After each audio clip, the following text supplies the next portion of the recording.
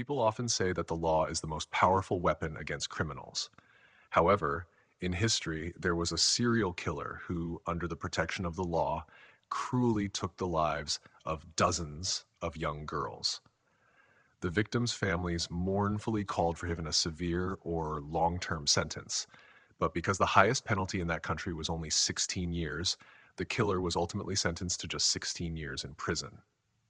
In other words, for each innocent life he took, his sentence was extended by only 2 months. On an evening in May 1985, the police station in Guayaquil port, the capital of Guayas province in Ecuador, received a report from a woman who said her daughter was missing. Her name was Ana, and her missing daughter was named Marta. Since her husband had passed away, Anna had been struggling to raise her children by selling fruit at the market. The police chief, Edward Gonzalez, sympathized with this hardworking woman and personally took her detailed statement. Uh, Anna said, "In the morning, Marta was helping me pack bags for customers. When there were fewer customers, she went with some friends to play at a nearby flower shop. At first, I didn't think much of it, but after a few hours, I couldn't find her anywhere. I asked her friends, but they said they hadn't seen her." Anna recounted the events of the disappearance in fragments, but since Marta had been missing for less than 24 hours and it was nearing the end of the workday, Edward didn't know what to do. If the girl wasn't actually missing, it would only add unnecessary burden. Seeing Edward's silence and frown, the distressed Anna guessed he might not want to help and broke down in tears. Reluctantly, Edward agreed to help. He said they could first check the market, and then he and Anna left the police station together. Half an hour later, they walked to the market, where a group of ragged children were selling pens, cigarettes, lighting, and lighters to passers-by. Anna took Edward to a short, plump Indian woman with black hair, who was the owner of the flower shop where Marta was last seen playing. The shop owner told Edward that around 10 a.m., Marta was indeed playing with her two children in the shop, but as many customers came in, she didn't pay much attention to Marta's whereabouts. After hearing this, Edward spoke with nearby children, who said the last time they saw Marta, she was talking to a man selling pencils, who was about 5 feet tall with light brown skin and black hair. Since they were busy playing hide and seek, they didn't continue watching Marta, and she disappeared from view at that time. Edward wondered if Marta might have fallen asleep after hiding for too long while playing hide and seek. He reassured the anxious Anna, though he had a growing sense of unease because prior to Marta's disappearance, several girls in the area had already gone missing. However, behind all of this was a boy's life shaped by his parents' neglect and unfair treatment. Daniel Camargo Barboza was born on January 22, 1930, into a wealthy family in the town of Anolaima in the Colombian Andes. His father, Daniel Camargo Briceño, was a businessman, and his mother, Teresa Barboza, was his father's second wife. Camargo had a half-sister from his father's first marriage. When Camargo was 2 years old, his mother passed away, and his father soon remarried.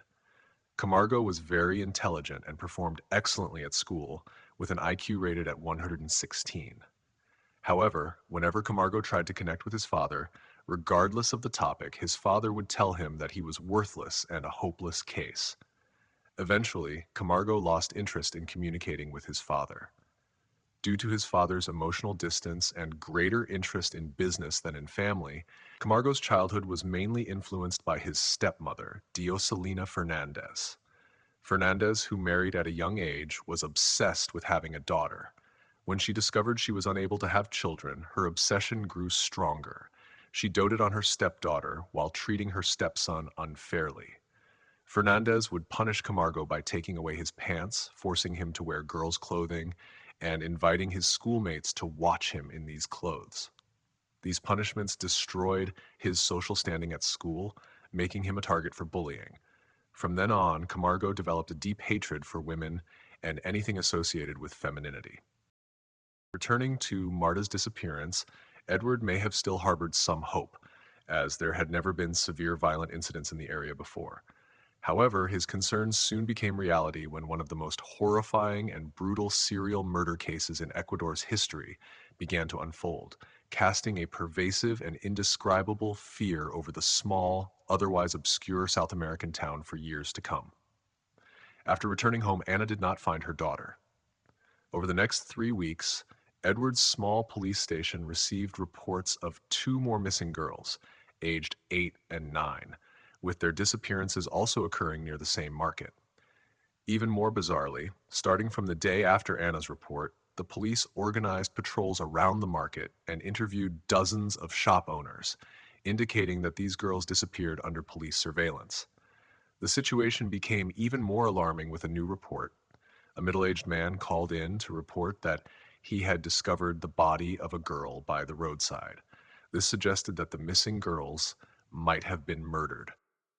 A middle-aged man called in, trembling as he reported that he and a few friends, after finishing a vacation in Playas County and heading home, had their car break down 2 miles south of Guayaquil.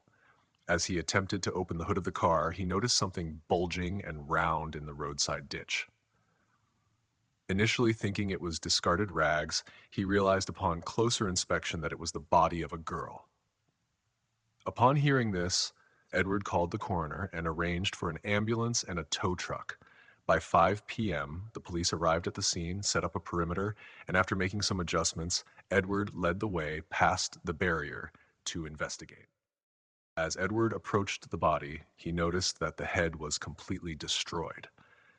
Minutes later, the coroner arrived and, after an initial examination, determined that the girl had been dead for over 2 weeks. Based on the dirt on the clothes and bite marks on the body, it appeared she had been dug up from a shallow grave by wild dogs. After transporting the body to the morgue, the coroner told Edward, "I have been a forensic pathologist for 15 years, and this case is the most shocking I have encountered. I cannot imagine the level of hatred required to commit such a brutal act. This is the most savage individual I have ever encountered." In the early 1940s, Briceño sent Camargo to a prestigious all-boys Catholic boarding school.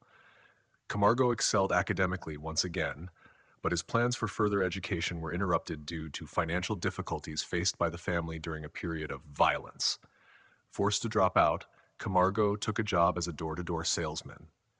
In 1957, he began a relationship with a young client, Alcira Castillo, and after a few dates, persuaded her to rent an apartment together. However, the cost of dating was higher than he anticipated, leading him to attempt to rob another client's store on May 24, 1958, to make ends meet. He was arrested just hours later and sent to a low-security prison for petty theft. The prison's security was lax, allowing Camargo to simply take a writing board from a desk, pretend to be busy, and walk out with the changing guards, continuing his life as if nothing had happened. In 1962, Camargo met another woman, Esperanza, and fell in love with her to the extent that he decided to leave Castillo despite having 2 children with her. After becoming engaged to Esperanza, he discovered she was not a virgin and later found her in bed with another man. Returning to Marta's disappearance, the police conducted a thorough search around the site where the girl's body was discovered, but unfortunately found little evidence.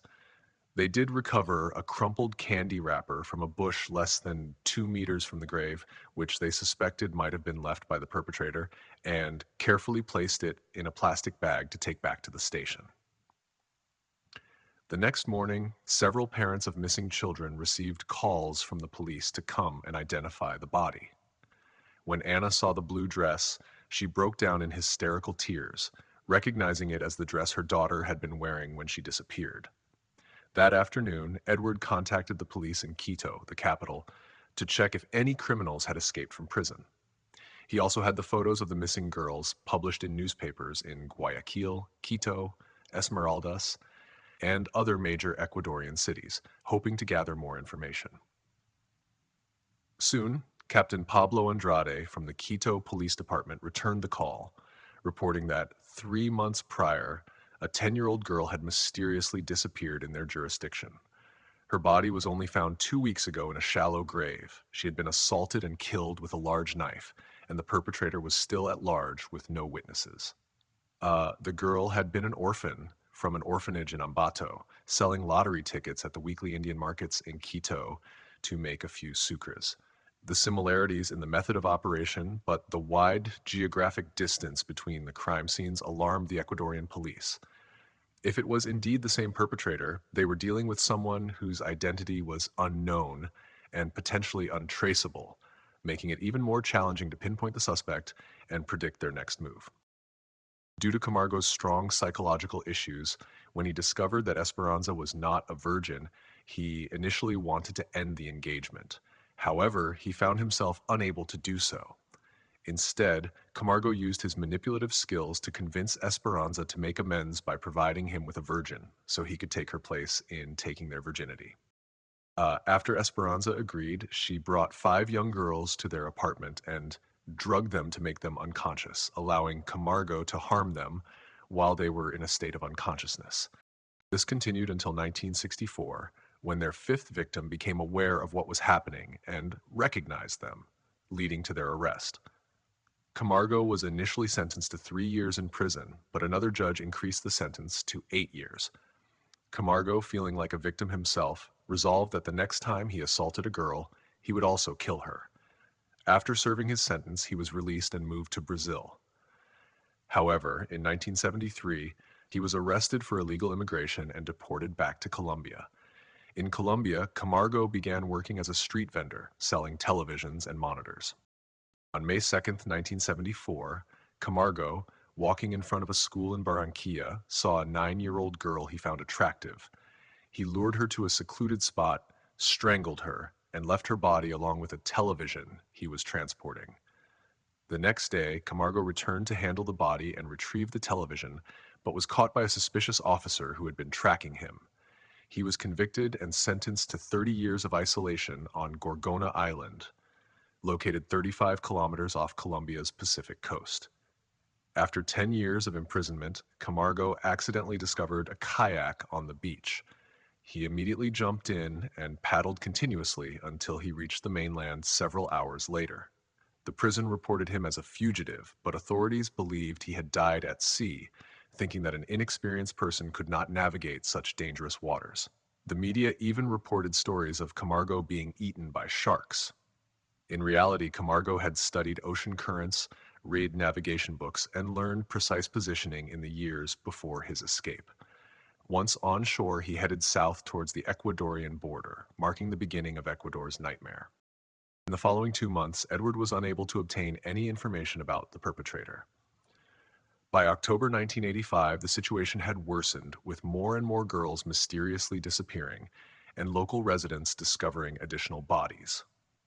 The bodies of girls were found in various locations: a garbage bin on Santay Island, a farm in Taura, a pile of trash on the outskirts of Guayaquil, a sewage ditch in Azogues, buried in desolate fields in a small village in Riobamba, on a riverbank in Suscal, and on a roadside in Bouquet. There was no doubt that these girls had been harmed, many having been tortured to death. Each discovery was a torment for the Ecuadorian police. To better understand the perpetrator, Edward consulted a local psychologist. The psychologist speculated that the killer was mentally disturbed, but likely intelligent and cautious. Such individuals often have a history of abuse or neglect before the age of 5, which fosters deep-seated hatred that manifests in extreme violence as adults. They derive pleasure from killing, and each crime intensifies their desire to kill.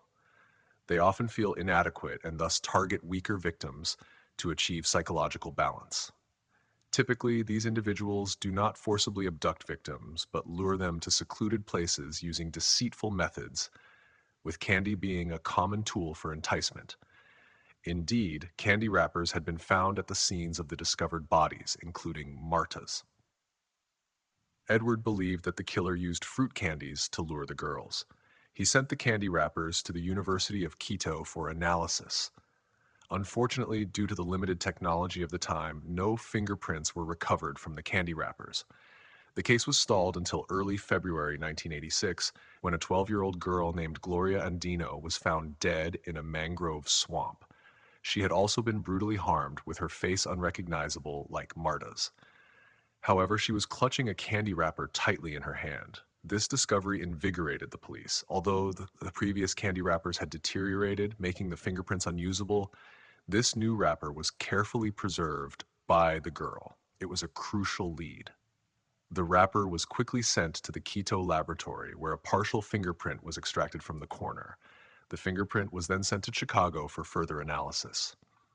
After several hours of processing, a complete fingerprint from the right index finger was obtained.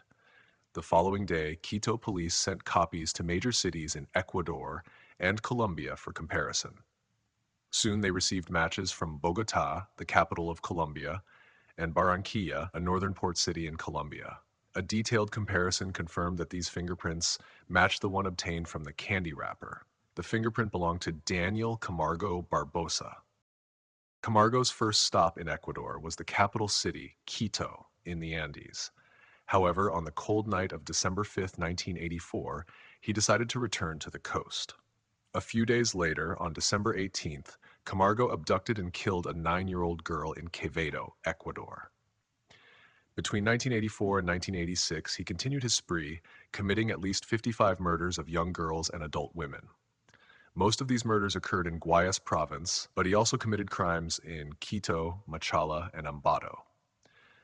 During this period, Camargo supported himself by working as a porter in the markets of Guayaquil or by selling clothes and belongings taken from his victims. Initially, the police believed the murders were linked to organized crime. Numerous rumors pointed to white slave trafficking rings, satanic cults, or powerful individuals protected by the police. There was no doubt that the man named Camargo was the perpetrator of the serial murders. With this crucial lead, Edward was overjoyed. A few days later, even better news arrived.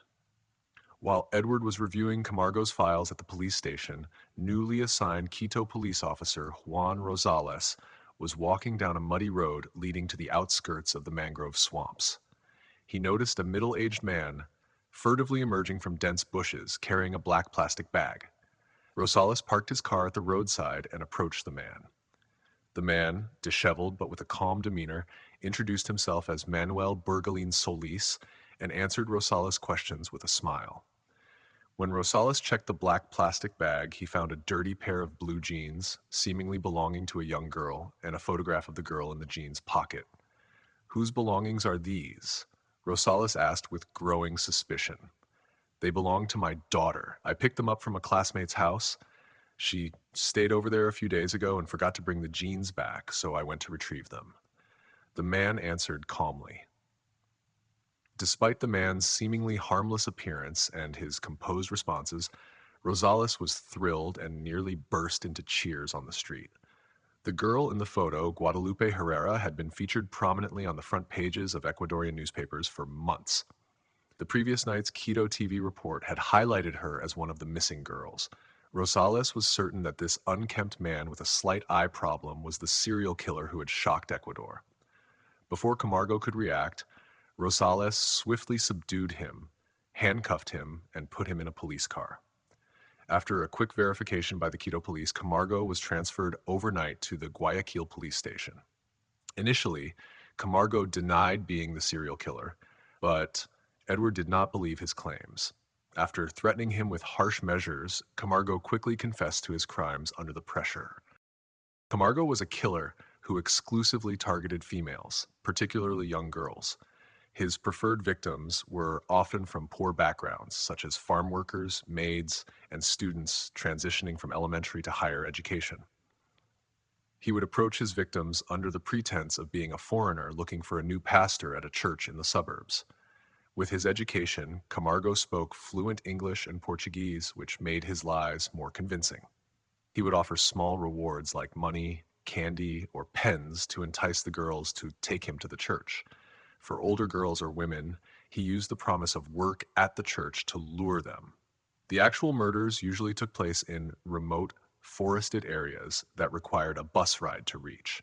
Once in the woods, Camargo would walk a distance, hide in the vegetation, and claim he was familiar with the area and knew a shortcut to their destination. If a victim became suspicious and refused to follow him, Camargo would not try to force them, but would instead look for new victims. If his lure was successful, Camargo would use a knife to threaten the victim and kill them in secluded areas using various methods. After killing, he would steal the victim's clothing and any valuables and leave the body for scavengers to consume. He always carried a spare shirt to change into, leaving behind the blood-stained clothes. He would wash the blood off his hands using urine. Camargo paid close attention to details about his victims, including scars, tattoos, and moles. Occasionally, he even obtained their family members' phone numbers and taunted them after the crimes. After briefly confessing to his crimes, Camargo led the police to various crime scenes. In a swampy redwood forest on the outskirts of Guayaquil, he pointed out several small mounds of dirt, confessing that they contained the bodies of his victims. When the police dug up the mounds, they discovered over a dozen highly decomposed bodies, many of which were missing limbs. Camargo then guided the police to additional locations in Guayaquil and Quito, where they found 9 more bodies. By November 1989, during the trial, he had confessed to 16 cases, and the police, following his directions, found the bodies of victims in 5 cities near Quito. In total, Ecuadorian authorities found 55 bodies of young girls within Ecuador, and with the additional cases in Colombia, the total number of discovered remains reached 71. Camargo had brutally killed 72 young lives. However, these were not all of Camargo's crimes. There were many missing vagrants and cases where the crimes could not be confirmed, which he himself could not fully remember. The chief prosecutor of Guayas province, in a TV interview, assured the public that the strictest punishment would be imposed on Camargo. Unfortunately, Camargo was ultimately sentenced to only 16 years, which was the maximum penalty in Ecuador at that time. On November 13, 1994, while sitting in his cell, Camargo was attacked by a new inmate, 29-year-old Giovanni Alcesio Noguera Jaramillo. Noguera forced Camargo to kneel and, after declaring, "The time for revenge has come," stabbed him 8 times, killing him. He also cut off one of Camargo's ears as a trophy. Noguera showed the ear to the guards, claiming that his family was one of Camargo's victims and that he had sought revenge for them. With no one coming forward to claim Camargo's body, he was buried in a public grave at El Batan Cemetery in Quito. He was 64 years old at the time of his death. This case highlights a broader issue. In countries with less severe penalties, the frequency and brutality of criminal cases tend to be higher compared to those with harsher punishments. Severe penalties often act as a final deterrent for those who might otherwise commit heinous acts. Camargo is a stark example of this phenomenon.